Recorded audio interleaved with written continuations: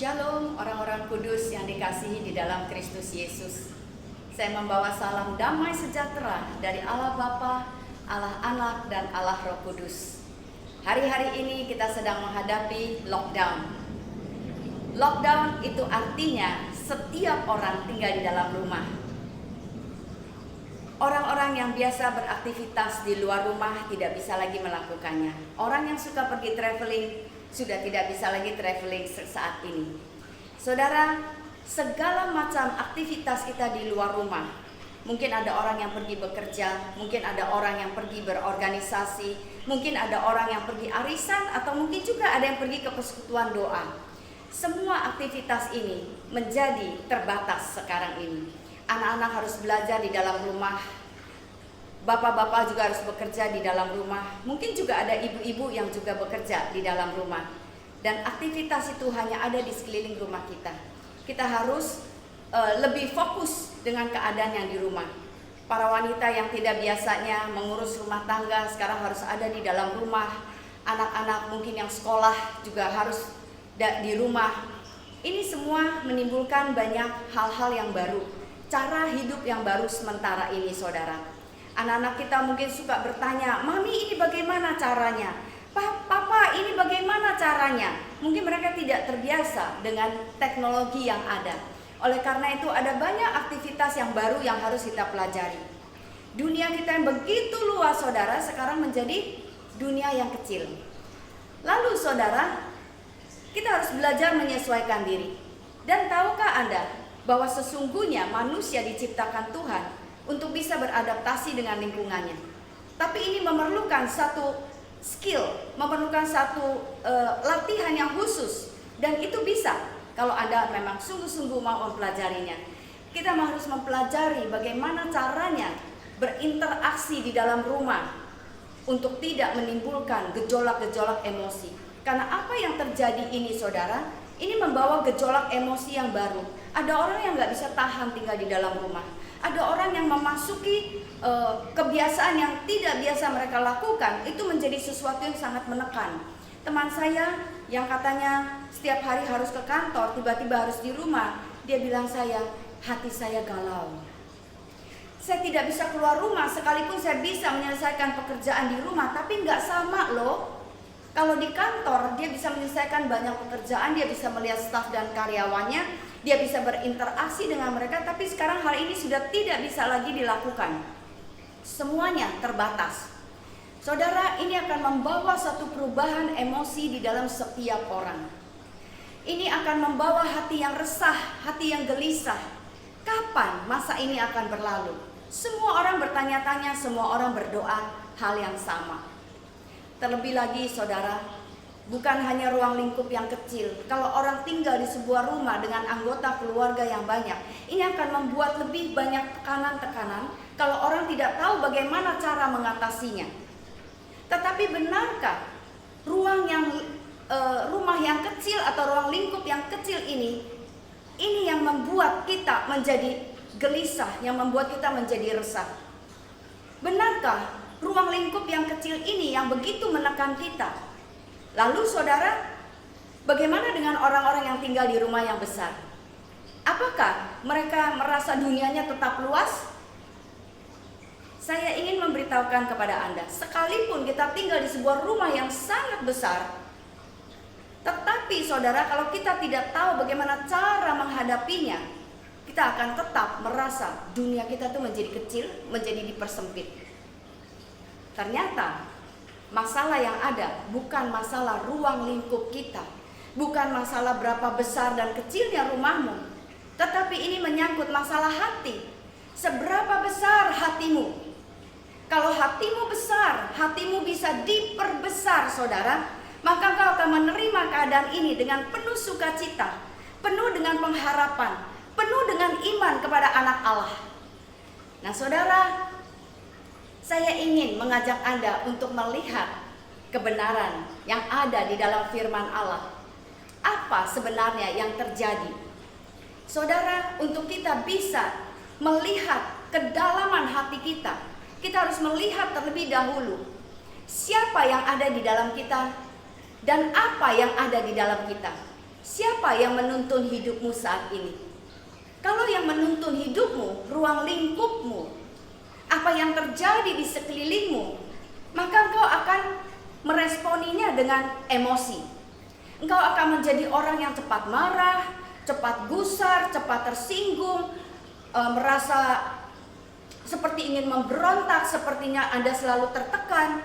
Tetapi saudara, kalau kita melihat kedalaman hatimu, siapa yang ada di sana, engkau akan mengerti bagaimana seharusnya engkau bertindak. Dan sesungguhnya Anda bisa mempunyai hati yang besar, sekalipun rumahmu sempit, tetapi hatimu akan menjadi besar dan engkau akan melihat rumahmu itu besar dan luas.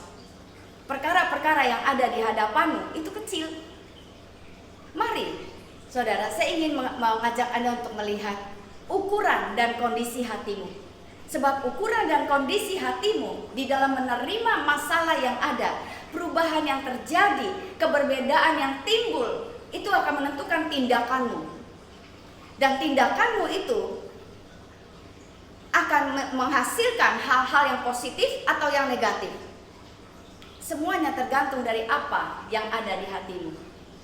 Saya ingin Anda ingat bahwa kenyamananmu tidak terletak pada orang-orang di sekelilingmu, tetapi ditentukan oleh sikap hatimu. Jika hati kita sempit, penuh dengan ketidaknyamanan, tidak bisa menerima keberadaan orang lain, mudah kecewa, mudah marah, tidak puas dengan keadaan yang terjadi, maka segala sesuatu itu salah. Orang lain semuanya salah, keadaan ini salah, pemerintah juga salah. Saudara, kondisi hatimu menentukan sikapmu. Jadi bagaimana kita harus bertindak? Bagaimana kita harus hidup secara harmonis dengan sesama anggota keluarga kita, dengan teman-teman sekantor, dengan orang-orang di sekeliling kita, terutama di masa-masa lockdown ini, saudara. Ada dua hal yang saya ingin Anda ingat selalu. Secara konsisten engkau harus mengingatkan dirimu. Yang pertama, siapa yang ada di hatimu? Yang kedua, siapa yang menuntun hidupmu? Kalau yang ada di hatimu dan yang menuntun hidupmu adalah engkau sendiri dan emosimu, maka hatimu akan menjadi sempit dan hanya kebenaranmu saja yang ada. Jika engkau mengizinkan dunia dan lingkungan, situasi yang terjadi menuntun hidupmu, itu akan menjadi sebuah tekanan dan gejolak emosi. Hatimu sempit. Tapi saudara, siapa yang ada di dalam hatimu? Siapa yang menuntun hidupmu? Itulah yang akan menentukan besarnya kapasitas di dalam hatimu. Seberapa luas engkau bisa menarik hatimu di dalam menerima semua kenyataan hidup ini, terutama di masa-masa lockdown ini. Siapa yang ada di hatimu dan siapa yang menuntun hidupmu, itu akan menentukan caramu berinteraksi, caramu berkomunikasi dengan orang lain, terutama dengan anggota-anggota di dalam rumahmu. Dan ini akan memampukan engkau untuk berjalan di dalam kasih. Bagaimana kita bisa mengampuni ketika terjadi konflik, bagaimana kita bisa mengalah ketika terjadi deadlock, bagaimana kita bisa menerima salah satu sama lain di dalam segala keberbedaan kita. Karena kita ini adalah makhluk yang berubah. Kehidupan kita, pengalaman hidup, apa yang kita hadapi itu bisa mengubahkan hidup kita. Kadang-kadang orang yang baik pun bisa menjadi emosi, saudara. Dan saudara, siapa yang ada di hatimu, siapa yang menuntun hidupmu, itu akan mengajarkan engkau bagaimana caranya kita bisa berbagi kasih dalam keadaan yang sangat sulit ini. Bagaimana kita bisa memberikan waktu kita, bisa memberikan mungkin finansial kita, bagaimana kita masih bisa menolong orang lain. Kita tidak menjadi egois. Semuanya ditentukan siapa yang ada di dalam hatimu.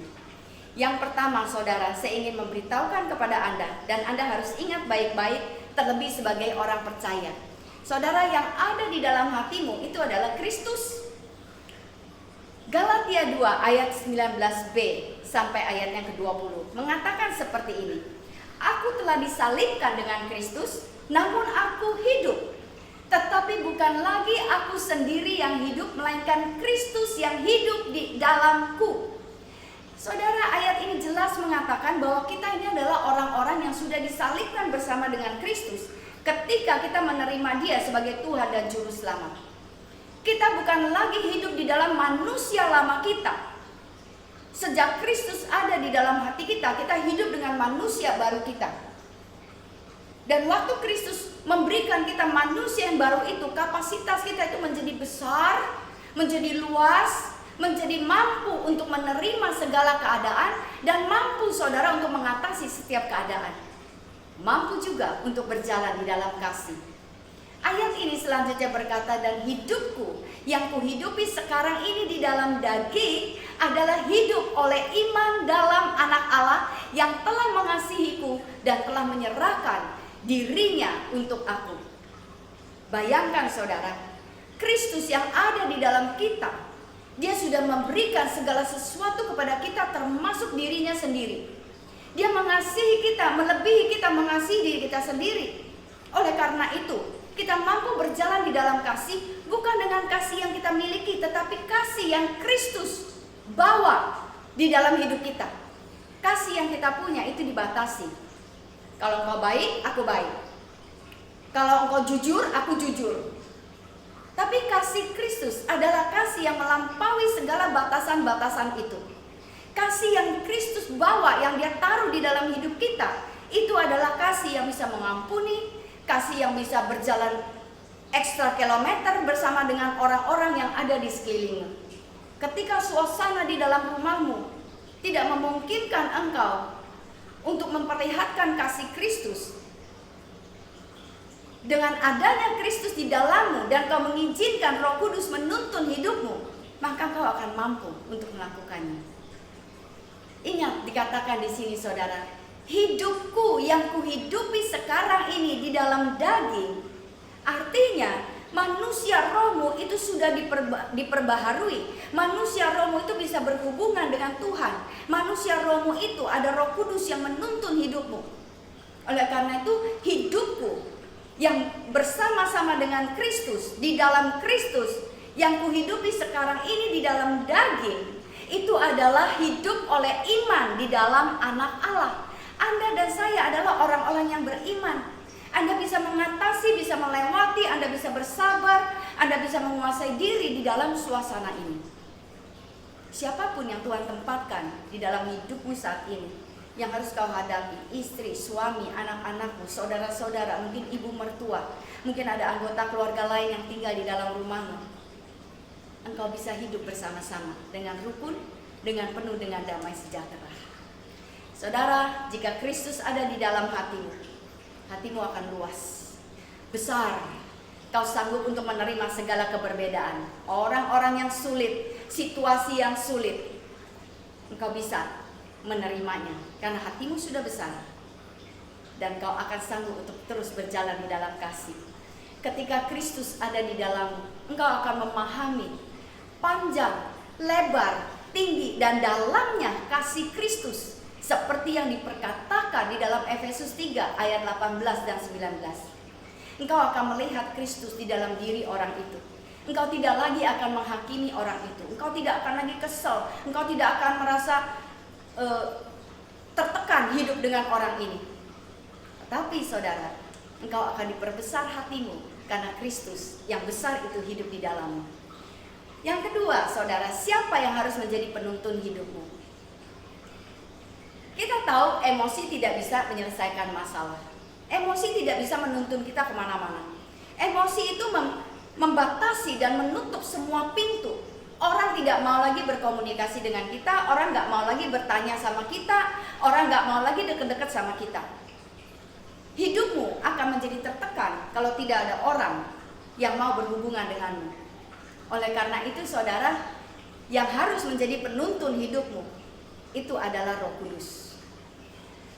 Roh Kudus diberikan kepada orang-orang percaya ketika kita menerima Tuhan Yesus Kristus sebagai Tuhan dan Juru Selamat. Efesus 1 ayat yang ke-13 mengatakan, di dalam Dia kamu juga, karena kamu telah mendengar firman kebenaran, yaitu Injil keselamatanmu, di dalam Dia kamu juga ketika kamu percaya dimeteraikan dengan Roh Kudus yang dijanjikannya itu. Roh Kudus sudah dimeteraikan di sini. Dialah yang ingin menjadi penuntun di dalam hidupmu. Roh Kudus tidak bisa bekerja sendirian, saudara. Dia membutuhkan kerjasama Anda. Kalau Anda berserah, Anda mendengarkan suara Roh Kudus dan Anda melangkah dengan iman sesuai dengan tuntunan Roh Kudus, ketika terjadi konflik di dalam rumah, ketika Roh Kudus berkata, sekarang kau diam, sekarang engkau bersabar, dan Anda menuruti, mendengarkan suara Roh Kudus itu, maka saudara, kau akan memperoleh kekuatan yang daripada Roh Kudus. Kita berdiam bukan berarti kita membuat orang itu menjadi benar. Kita berdiam diri bukan berarti kita ini salah. Tapi ada banyak kali saudara, seperti juga Tuhan Yesus Kristus ketika dia diperhadapkan dengan ahli-ahli agama itu, pada saat dia harus naik ke kayu salib, dituduhkan segala macam kepada dia, Alkitab berkata, tetapi Yesus diam. Saudara, diam itu baik. Alkitab menginginkan kita senantiasa hidup di dalam roh. Galatia 5 ayat 16 dan 17 mengatakan, maksudku ialah hiduplah oleh roh, maka kamu tidak akan menuruti keinginan daging. Emosi itu bisa masuk ke dalam daging, saudara. Meskipun emosi itu baik, emosi itu membuat kita mempunyai belas kasihan kepada orang lain, emosi itu membuat kita ingin menolong orang lain, tetapi emosi itu juga bisa membawa kita ke arah yang negatif. Alkitab menginginkan kita hiduplah oleh roh, maka kamu tidak akan menuruti keinginan daging. Sebab keinginan daging berlawanan dengan keinginan roh, dan keinginan roh berlawanan dengan keinginan daging. Keduanya bertentangan, sehingga kamu setiap kali tidak melakukan apa yang kau kehendaki. Kedua hal ini selalu bertentangan, saudara. Tetapi Alkitab menginginkan kita untuk hidup oleh roh. Nah, bagaimana kita bisa hidup menurut roh? Ada 5 hal yang Anda bisa lakukan. Yang pertama, saudara, dengarkan firman. Firman harus didengarkan berulang-ulang. Kenapa kita setiap minggu harus mendengarkan firman Allah? Kenapa kita harus ke gereja? Karena firman harus diulang-ulang. Dan bukan hanya seminggu sekali. Kita harus setiap hari meluangkan waktu untuk membaca firman. Firman ditulis di dalam Alkitab, maksudnya untuk Anda dan saya bisa mempunyai panduan, bisa dibaca setiap saat. Yang kedua, saudara, Anda bisa belajar merenungkan firman. Apa yang kita baca, itu harus kita renungkan. Kalau kita tidak pernah merenungkan, apa yang baru kita baca, sebentar saja kita lupa, kita berjalan, saudara. Seperti Yakobus katakan, kita mengacak diri kita, kita lihat seluruh keberadaan diri kita, tapi begitu kita melangkah keluar dari kaca itu, kita lupa bagaimana penampilan kita. Oleh karena itu, Alkitab mengajarkan kita untuk merenungkannya. Yang ketiga, kita harus belajar, saudara, untuk memperkatakan firman. Apa yang kau perkatakan di dalam rumahmu setiap hari?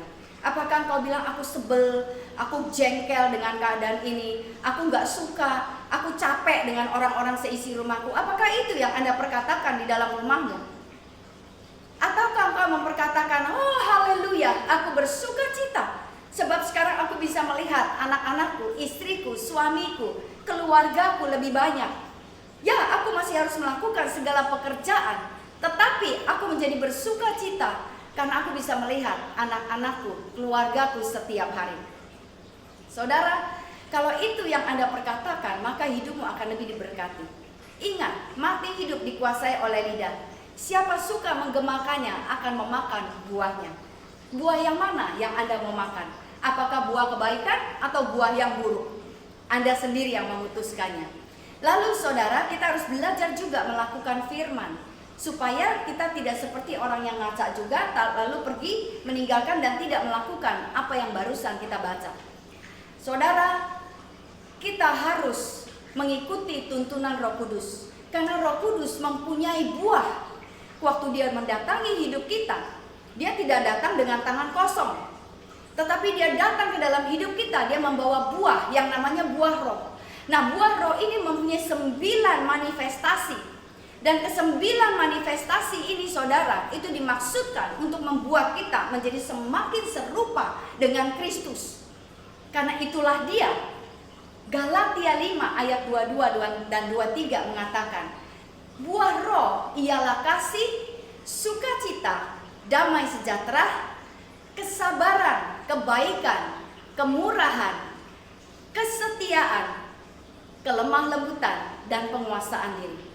Kita diberikan buah roh yang luar biasa. Waktu Roh Kudus datang dimeteraikan di dalam hidup kita, dia tidak datang sendirian, tetapi dia membawa buah yang luar biasa itu, supaya hidup kita menjadi cantik, menjadi manis, menjadi seperti magnet yang sanggup untuk menyedot orang-orang untuk datang kepada kita dan kepingin tahu apa sih yang ada di dalam hidupmu yang membuatmu sanggup untuk melewati hari-hari yang sulit ini, hari-hari lockdown ini. Kok engkau masih bisa ketawa, masih bisa bersuka cita, masih punya banyak kesaksian yang indah, masih bisa melakukan hal-hal yang seperti biasa.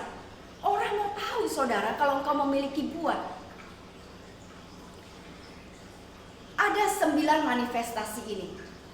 Saya ingin hari ini Anda merenungkan yang mana yang belum ada di dalam hidupmu. Mungkin engkau sudah punya kasih, sukacita, dan damai sejahtera, tapi rasanya menghadapi hari-hari lockdown ini dengan orang-orang yang ada di sekeliling saya, dengan aktivitas yang sama yang membuat dunia saya menjadi sempit. Apa lagi yang harus saya lakukan? Saudara, mungkin Anda perlu belajar bersabar lebih banyak, penguasaan diri yang lebih banyak. Kalau itu masih kurang, mari kita tingkatkan. Baru-baru ini saya itu belajar untuk berkebun. Waktu saya mulai belajar berkebun, saya ini hanya dengar orang ngomong bagaimana, dikasih video-video klip. Lalu saya pikir-pikir, oh mungkin saya harus belajar dari yang paling gampang, menanam bawang saudara. Bawang merah, bawang putih. Dan saya mulai menanam sendiri dengan apa yang saya dengar dari orang. Ternyata hasilnya kurang bagus. Lalu saya mulai Google. Saya pelajari sendiri saudara, sampai saya siapkan waktu sampai 2 jam. Selama 2 jam itu saya perhatikan setiap orang gimana cara dia melakukannya sampai bisa berhasil dengan cantik. Bahkan dari petani-petani kecil saya belajar. Setelah itu saya ikuti. Waktu saya ikuti, ternyata hasilnya lebih baik. Bawang saya sekarang sudah keluar akarnya, sudah bisa saya tanam di tanah. Tetapi bawang putih saya belum jadi. Karena setelah saya selidiki, ternyata saya salah melakukannya. Saya sudah tahu sebetulnya bahwa cara itu kurang pas, tapi karena saya kepingin coba sendiri, saya pikir mungkin bisa. Saya ambil saudara bawangnya bukan satu clove gitu, tapi saya putusin satu-satu karena saya belinya sudah seperti itu. Saya coba kasih di air, nggak bisa. Apa yang saya lakukan? Saya harus kembali mengulanginya lagi. Saya harus kembali mempelajarinya lagi. Saya harus membeli yang satu clove itu dan harus saya tanam supaya tepat seperti yang orang-orang sudah lakukan dan berhasil. Itulah yang harus saya lakukan. Demikian juga dengan hidup kita dan buah yang harus ada di dalam hidup kita.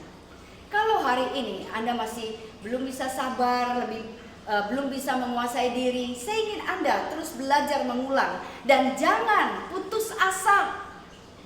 Kita harus mengizinkan Roh Kudus yang ada di dalam kita menuntun kita. Jangan biarkan saudara masa-masa lockdown ini membuat kita menjadi pribadi yang menakutkan, menjadi pribadi yang berubah, yang tadinya baik, sabar, bisa berkomunikasi dengan luar biasa, tiba-tiba menjadi seperti monster. Jangan biarkan hal itu terjadi. Mari kita latih terus-menerus apa yang ada di dalam hidup kita, yaitu Yesus Kristus dan Roh Kudus. Dialah yang harus ada di dalam hati kita. Dialah yang harus menuntun hidup kita. Saya ingin menutup dengan sebuah ayat dari Filipi 4 ayat ke-8 dan ke-9. Dikatakan, jadi akhirnya saudara-saudara, semua yang benar, semua yang mulia, semua yang adil, semua yang suci, semua yang manis, semua yang sedap didengar, semua yang disebut kebajikan dan patut dipuji, pikirkanlah semuanya itu. Jangan biarkan pikiranmu melantur kemana-mana.